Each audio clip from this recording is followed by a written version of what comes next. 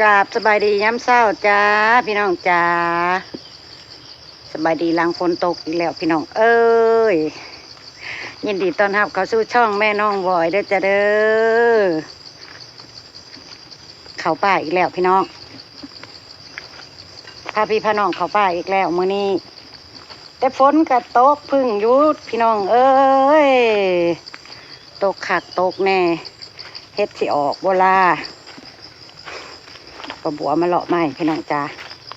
มาเลาะไม้มาเสี่ยงเบิ่งว่าสิพ่อสิเห็นบ่มื้อนี้สิออกบ่เฮ็ดพ่อน้องบอยเดินน้ำหน้าจะไปทางใด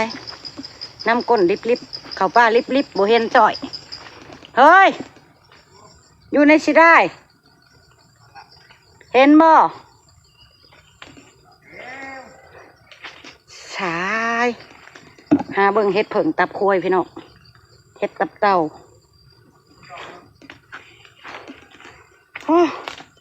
แต่กระเปียกเปื้อนแต่แทะสิเห็นเฮ็ดบ่ล่ะนี่ปาดฝนก็ยังหยดติ่งๆอยู่เห็นยังบ่เถาเห็นยังบ่แล้วแม่น้องบ่อยนะเขามืดๆแล้วนี่นะยิ่งเป็นมืดฝนพอกแม่น้องบอยบ่มีโอกาสเห็นยังเลยดำคือหลือไปเบิด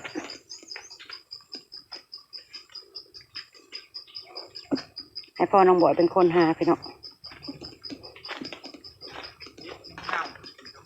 เฮ็ดอะไรเฮ็ดก้อนเอามึงว่าบ่เห็นบัวจมว่าปลาบัวบ่เห็นโอ้ปลาบัวเห็นแล้วปลาบัวเห็นแล้วดอกหนึ่งอีหยังขยะนี่เอาเฮ็ดอันนั้นเนาะเฮ็ดอันเก่านะแบบปลาบัวเห็นมื้อน่ะนี่แต่ปลาบัวเฮ็ดเพิงเถามันคือเถาอะไรสะเถาโอ้ยพี่น้องมึงเนี่ยดอกบักง่ายแต่ว่ามันเถาแหละบ่ได้ดอกเนาะฝนกระโดดเนาะฝนตกกระโดดทั้งวันทั้งคืนหยุดละหน่อยนี่ตกหยุดละหน่อยไว้เป็นเสื้อซะเนาะพี่น้องให้เพิ่นไปเป็นเสื้อซะดอกนุ่มเพิ่นบ่มีบ่ล่ะมีดอกเดียวนี่บ่พี่น้องเอ้ยพุดดิ้งให้แม่นะแม่มีดอกเถาดอกเดียวนี่บ่ล่ะ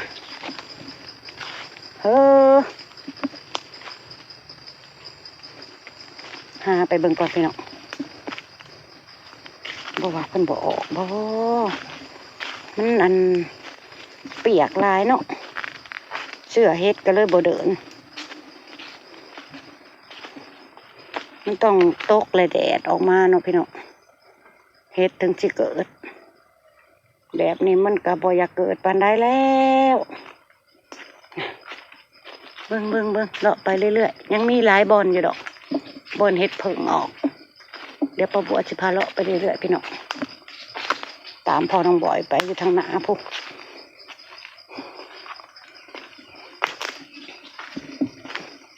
หอมดอกยังเด้หอมกลิ่นหอมอ่อนๆหอมมีแห้งหัวใจเด้ได้กินแล้วหอมมันดอกไม้ทำดอกไม้ป่านี่พี่น้องหอมอ่อนๆหอมแบบสดชื่นตามพ่อน้องบอยมาเห็นยังเท่าสวัสดีพี่น้องเข้าป่าอีกแล้วอรุณมุนดูเห็นอยู่บ่เฮ้ยนี่กำลังออกบ่นี่ว้าวดอกแรกแหกมานบ่แม่นเลยเคยดอกแรกผัดเห็นผัดเถาปะบัวเห็นนี่เห็ดตะโพยเห็ดเย็นตะโพเอาเถาตัดติ่มเนี่ย1 ดอกพี่น้องแต่กะเบิ้งน้อย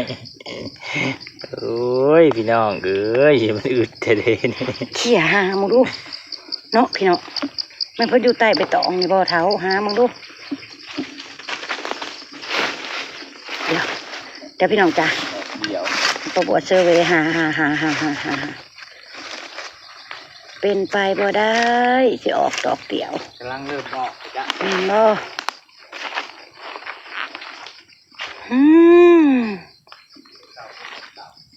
เฮ็ดให้ห่าวใส่แน่นะ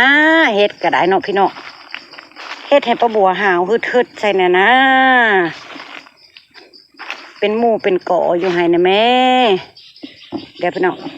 ประบัวขออนุญาตเคลียร์เบิ่งก่อนเด้อจ้ะลุงพรเพิ่นว่าเพิ่นเห็นอีกแล้วพี่น้อง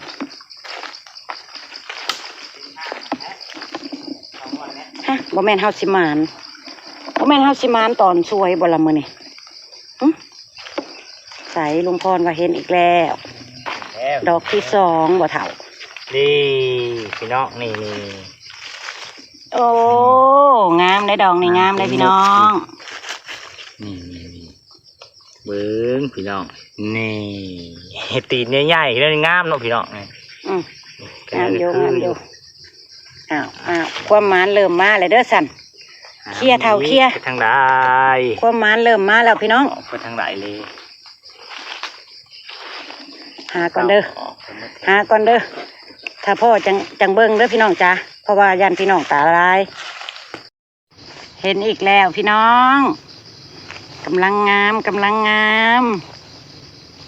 เนี่ยเท้าเอามาเก็บเอาเนี่ยมาตัดตีนเอาเนี่ยเท้านี่พี่น้องจ๋ากำลังสวย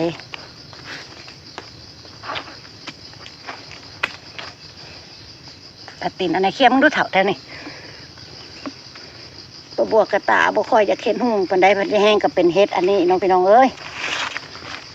บดสิทธิ์แถวนี้เด้ดอกดำเป็นใบตองเพิ่นเงื้องบวกเคลียเบิ่งพันแมนเอ้าบ่แม่นบ่ครับเอาละเริ่มเห็นทีละดอก2 ดอกก็พอจะให้ประบัวฮึดจะเคลียแน่แล้วเนาะพี่น้องยังเฮ้ยว้าวเดี๋ยวไว้พอบ่อยเห็นเห็ดปวกนะมาตามมาพี่น้องตามมาสิได้พ่อแกงบ่มือนี่ตามมาพี่น้องจ้าตามมาเป็นอีกแล้วพี่น้องพ่ออีกแล้วคนน้องบ่อยพ่ออีกแล้วอุ้ยน้ำก็หยดติงเนาะนี่งามดอกงามเนาะขอให้มานขอให้ได้แกงเนาะพี่น้องมื้อนี้เนาะไก่จังพ่อดอกหนึ่งพี่น้องเอ้ยออกไปจังใดเด้ลูกหลาคำแพงคือออกมงละดอกละพี่น้องคือบ่ออกเป็นก่อล่ะโพดได้ดอกจากได้แลน2บ่ได้ทำนี่กระบุญแล้วคุณว่าพ่อสำนี่ก็ถือว่ามานแล้วเนาะมดแดงบ่เฮ้ยใส่กัดคน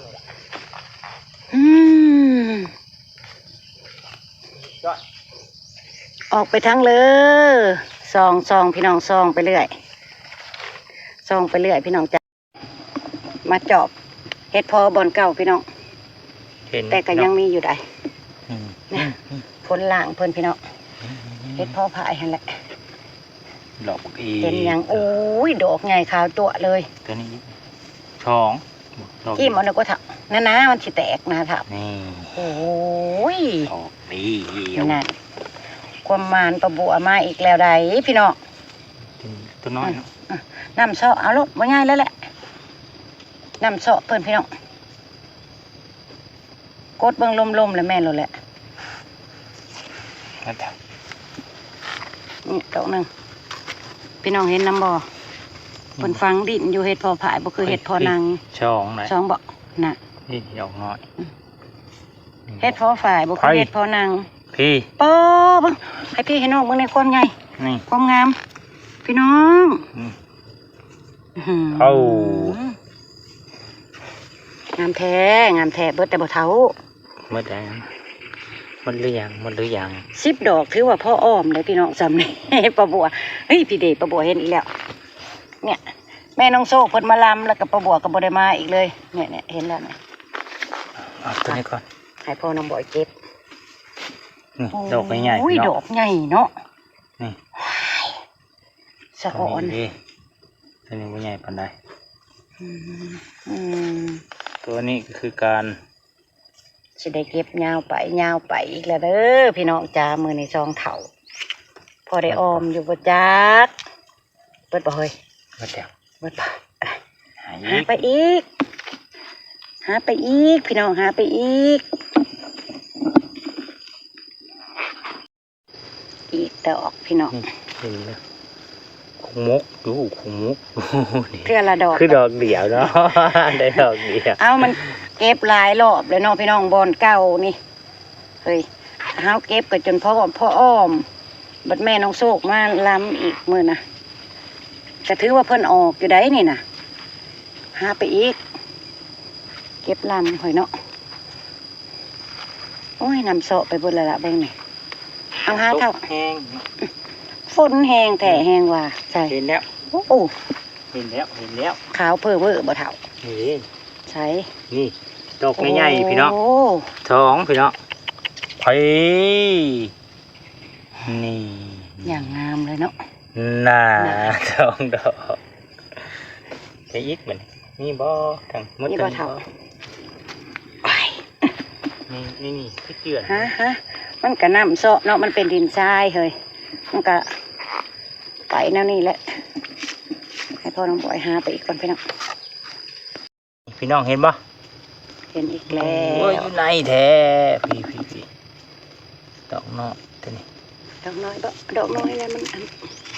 เพิ่งเกิดก็มีผมเพิ่งเห็นนี่แหละ ตัวนี้กระดอกนอกคือกันนี่แต่ดอกน้อยจุ่ม แม่น้องบอยว่าเฮ็ดพอนี่เบิ่งให้แม่น้องบอยสัมผัสมึงก่อนแม่นได้อเถ่านี่ พัง นี่พี่น้องนี่เป็นดินโนนๆนี่ มันใบตองปุ๊บ อ่ะ เนาะ ไปต้องปลูกไว้ ใจตึง นี่ดินี่ คือเดียวน้อยจังเนาะมงดินชาดำลมมันจะดอกใหญ่ๆเนาะ ไปหาไปอีกเรื่อยๆหาไปอีกเรื่อยๆกะสิประมาณว่า นี่แม่ตัว ที่ นี้ พ่ออ้อมอยู่ ด บ่ อกน้อย จักพี่น้องอ้าว นี่ดอกน้อย ชูนเพิ่นเลยน้อยแต่สิได้เอาเลยบ่ใหญ่ได้ นี่ถึงใหญ่ ไวดิ้ง พี่ตัวพี่งับไปลูกพ่อที่เก็บเฮ็ดนี่มาแต่ขาย ลูกสาวก็อุ้ยเฮ็ดหยังกะสอ มาแต่ บ่ลูก ขายลูก หมู่บ่มาสอบัดพุดดิ้งมาสอบ่พุดดิ้งนี่ก็คักหนึงเลยพี่น้องเอ้ยความออเซาะเป็นนี่ นี่เด้อ น้องบอยใส่ นี่ อ้าวน่ะเห็นบ่ นี่ ยับพุดดิ้งยับให้แม่ก็พอหาลูกดิ้งอย่าสอ ตัวนี้บ่แม่นตัวนี้ อันนี้ได้ซะโอ้นี่ก็จะเอาแล้ว พี่ตัวนี้ โอ้ จุกุ ได้ดอกใหญ่ๆเนาะ อืม ว้าว นี่ดอกหนึ่งนี่น้องของหมกอยู่นี่ กะสิพ่ออ้อมอยู่บ่จักเด้มื้อนี้กะสิมานอยู่บ่จักเด้แล้วก็หาเฮ็ดเพิ่งต่อไปอีกออกจากเดินเฮ็ดพอนี่พี่น้องเพื่อความมานเกิด ตามประบัวยาวๆเด้อพี่น้องมื้อนี้เด้อตามประบัวกับลุงพรไปยาวๆเลยจ้าบ่ท่านออก พี่น้อง เก็บไปเรื่อยๆพี่น้อง โอ้ช้องพี่พี่น้อง ว้าว โอ้สองดอกใหญ่ ว้าว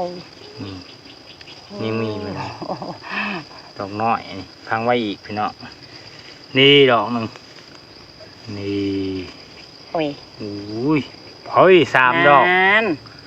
สามดอกพอแกงเลย ใหญ่ สามดอกพอแกงเลย ๆสามดอกพอแกงโอ้ดอกหน่อยหลายเนาะดอกหน่อยเพิ่นหลายอยู่พี่น้องเอ้ยเอา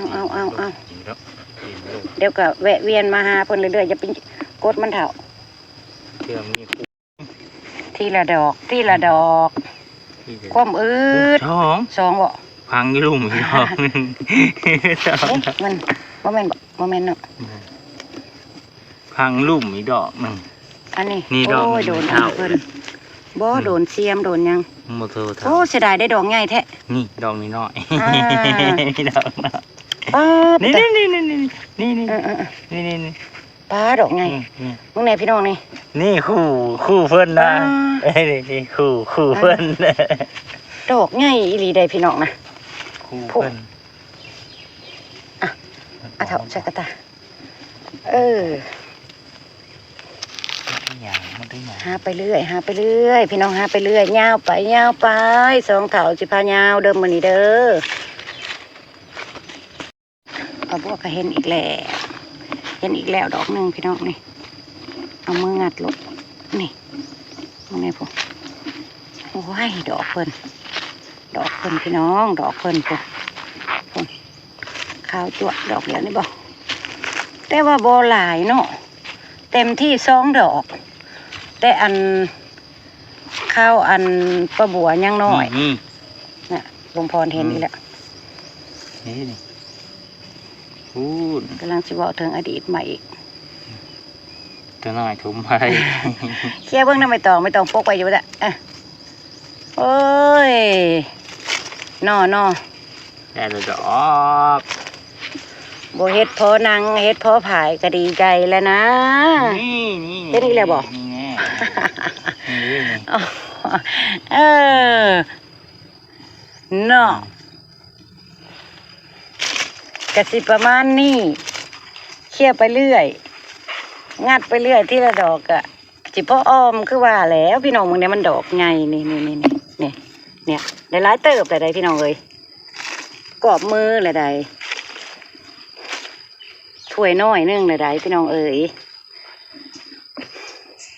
ยังป้าบัวยังคิดไปไล่หมองไล่บอลมือนี้ป้าบัวสิพายาวๆเลยจ้ะพอน้องบอยเห็นอีกแล้วพี่น้อง พี่ทางพี่ดิงถึงเนาะ ดอกงามอยู่เนาะ นี่ดอก ดอกเท้า นี่ โอ้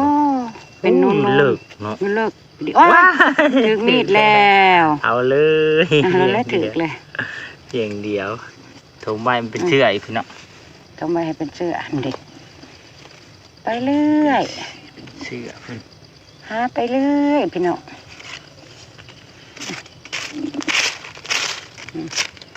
เขี่ยตามห้องน้ำไหลเพิ่นซุ่มก่อนหมูเด้พี่น้องอุ้ย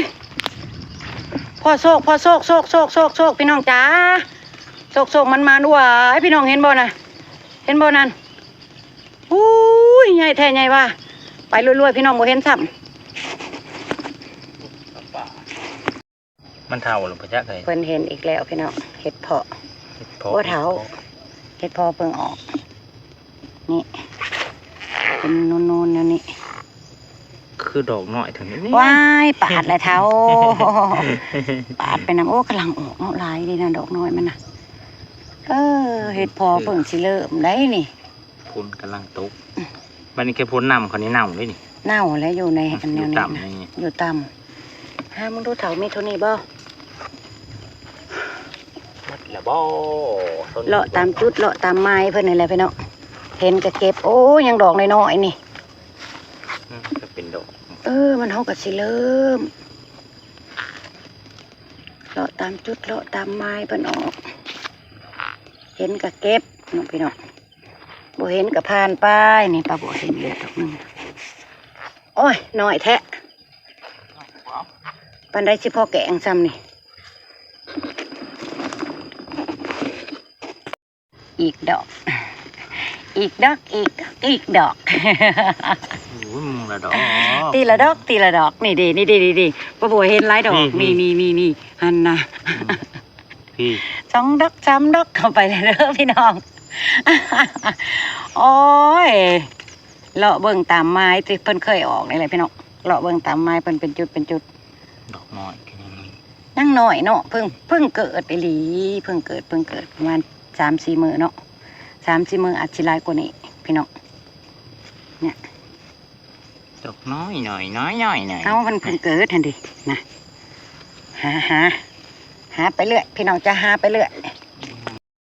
พี่น้องพ่อน้องบอยพ่อหลายดอกแล้วบาดนี้บ่แม่นอีกดอกแล้วจ้า จุกคู่ เท่า พี่น้องมาเบิ่งกัน ยาวไปโอ้แซ่น้ำอยู่นี่นี่ โอ้เน่าหมดแล้วบ่จ๊ะ จักว่าเน่าหรือบ่จักมีแต่ดอกใหญ่ๆอู้แซ่น้ำอยู่เลยเพราะว่าฝนตกเนาะฝนตกกระเดกกระดอเอ้ยนี่มูนี่นี่นะพี่น้องแซ่อยู่น้ำนี่มูนี่เท้าอุ้ยสิพ่อแกงพ่ออ้อมก็อยู่บอนนี่แหละเด้อบัดนี้เด้อ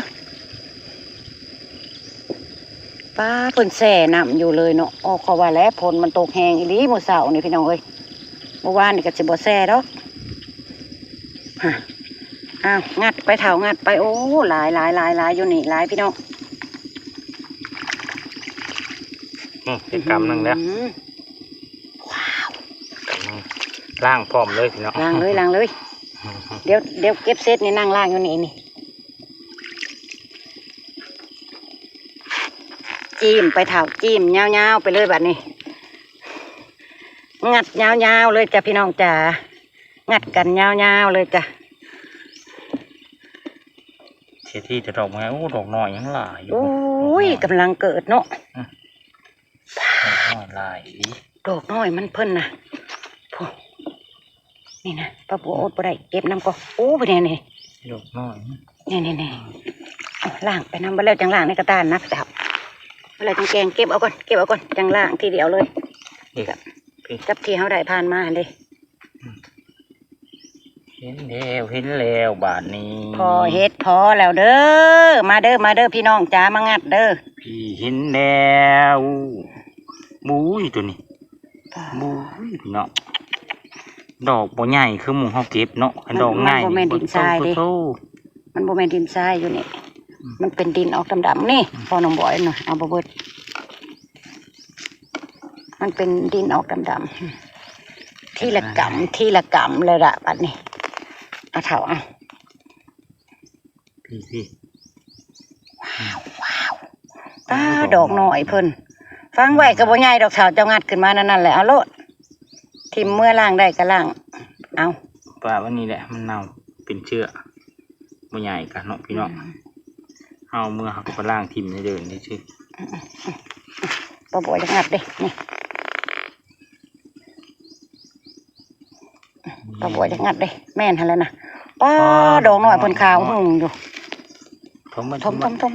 ผุนทมอีก สองเท่า ดอกน้อยหลาย ถ้าแม่นอันจัก ขยะ จักมือสองมือเนาะบ่อนเดียวนี่พ่ออ้อมเลยแหละพี่น้อง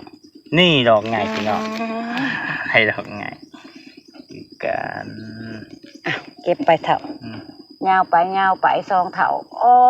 ยสมมวนละบางมามือนี่ นี่ โผเนาะโอ้ยบัดเพิ่นออกบัดนี้เพิ่นออกนี่แหละกะสิพ่อได้เก็บแต่เฮ็ดพ่อฝายนี่แหละพี่น้องเอ้ยบ้านป้าบัวนะ เอ๊ะเงียงกันเนาะตัวน้อยยังมีอยู่ ทมไว้เท้าทมไว้แน่ มีแต่สร้างทม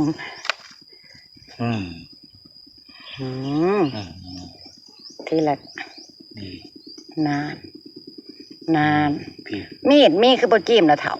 มันบ่คัดทอมือบ่มันต้องถือบ่วงเนาะพี่น้องมันก็บ่คิดว่าปัจจิมานเพิ่นนี่แล้วคันที่ถือบ่วงมาก็ได้ยันว่าพ่อเฮ็ดปวกพี่น้องเอ้ยปลาบวกก็ได้พ่อเฮ็ดปวกผัดเสียนอยากงาดเอาเสียมมาเอามีดมาพูดเด้อ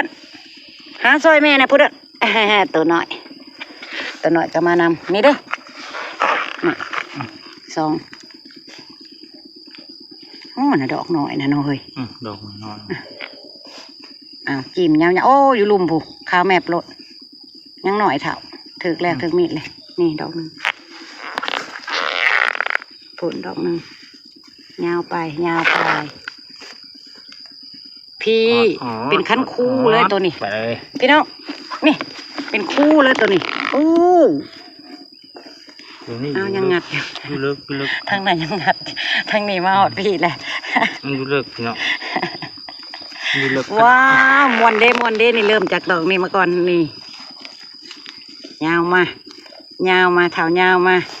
นี่ ยังอันนี้คุณเนาะ คู่คันนาคู่เฮ็ดเพาะเพิ่งแน่พี่น้องพี่เป็นจุ่มนี่เห็นน้ำบ่โอ้โหยโอ้ย ยาวไปใส่ไก่ครับตัวนี้นี่แล้ว นี่อ่ะเป็นคันคู่เลยตัวนี้ โอ้โหดอกเดียวได้นี่ โอ้ดอกเดียวยาวๆนั่นเลยนะ ดอกเดียวพี่น้อง เพิ่นก็จะเกิดพะโล้โพดยาวไปผู้เดียวเพิ่นเลยบ่ให้หมู่เกิดเลย นี่ช่องดอกอยู่ติดกัน ยาวไปเถายาวไป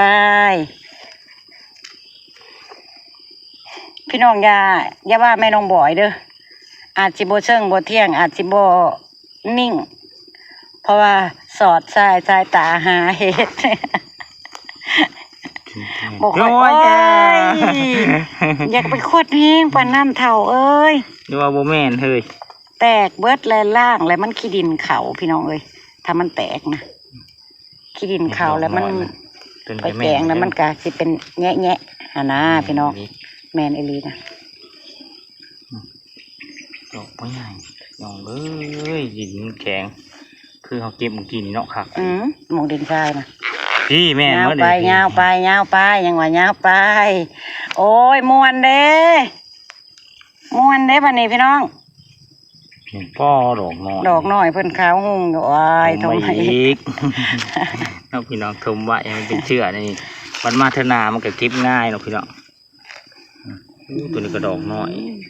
เอาดอกเอาใหญ่มัน เอาไงแล้วพอเถาพี่เห็นบ่แถวนี้ ดอก โอ้หอมเลยพี่น้องกลิ่นเพิ่นนะกลิ่นเฉพาะโตของเพิ่นนะหอมเตะดังเลยแหละนี่ก็แม่นบ่นี่อุ้ยแม่นอีหลีนี่เนี่ยพี่น้องยังน้อยนี่น้อยหรือใหญ่แล้วเว้ยปลาบัวสำรวจมันก่อนน้อยอยู่โอ้ยดอกน้อย มาเลยน้อยก็ใช้อีก กระเทินได้ขวดแล้วเนาะ ใช้ ยาวไป แม่นบ่ถึง แมนเถาแมน บ่แม่นถึง นั่นน่ะต่อไปนะก็แมนได้น่ะ แม่นถึง ต่อไปนี่เดียว นั่นแหละว้าว น้อยแต่มันนี่เองพูดถึงหลายดอกน้อยนี่ ปิดไว้เถาปิดไว้ดอกน้อยนะไม่ต้องไปงัดมันดอกเถา หาซอยทอแน่ตี้ลูกลา ใส่ว้าว เฮ้พี่น้องได้หลายเติบเลย ได้เป็นโลแล้วบ่จักนี่นะ เบิ่งเอาตุกหนามมาพี่ นั่นน่ะสิได้โลเลยได้พี่น้องหมองโอ้มาได้บอดลี่แล้วพี่น้องลายคักอยู่นี่ลายคักให้อีกเท่ายังพ่อประยุทธ์พี่น้องยังพ่อประยุทธ์ยังมานบ่เศร้า ดอกหน่อยดอกใหญ่ นั่น นี่ทางที่ดอกนี้ ยังมานบ่เศร้า เป็นหวีอยู่เนาะ เก็บไปเรื่อยเท่าผลบองเดียวกองหนึ่ง เมื่อ เอิ้นว่ากองหนึ่งเนี่ย มาแดด หาอีกไม้หนึ่งพี่น้องนี่สิได้โค้งได้เต้าแล้วล่ะพี่น้องจ้ามาสรุปความได้ความมาในพี่ให้น้องเบิ่งดูเถาเมื่อยคักแน่บ่เดียวนี่ อ้ายจ้าสรุปความมาในพี่ให้น้องเบิ่งดูเอาออกเบิ่งดูโชว์เด้พี่น้องได้หลายเติบนั่นนะ ได้หลายก็มื้อนั้นอีก ได้หลายกว่ามือแรกเนาะกะมานอยู่พี่น้องกะมานถือว่ามานโดยสิได้อำลาพาจากเลยเด้อจ้าพี่น้องจ้าโคงเต่าเมื่อเฮือนล่ะจ้ะเอาไปว่าประบวกอะขอให้พี่ให้น้องทุกคนมีความสุขกันหลายๆเด้อจ้าพี่น้องขอบคุณที่เข้ามาเบิ่งมาชมคลิปของแม่น้องบอยถูกอกถูกใจก็กดไลค์กดติดตามให้ป้าบัวนี่เด้อจ้าเป็นแห้งแห้งใจให้ป้าบัวทำคลิปเด้อจ้าเด้อขอพี่ขอน้องกดติดตามให้ป้าบัวนะจ้าไปแล้วพี่น้อง สบายดีหน้าดำหมาน หมานว่ะ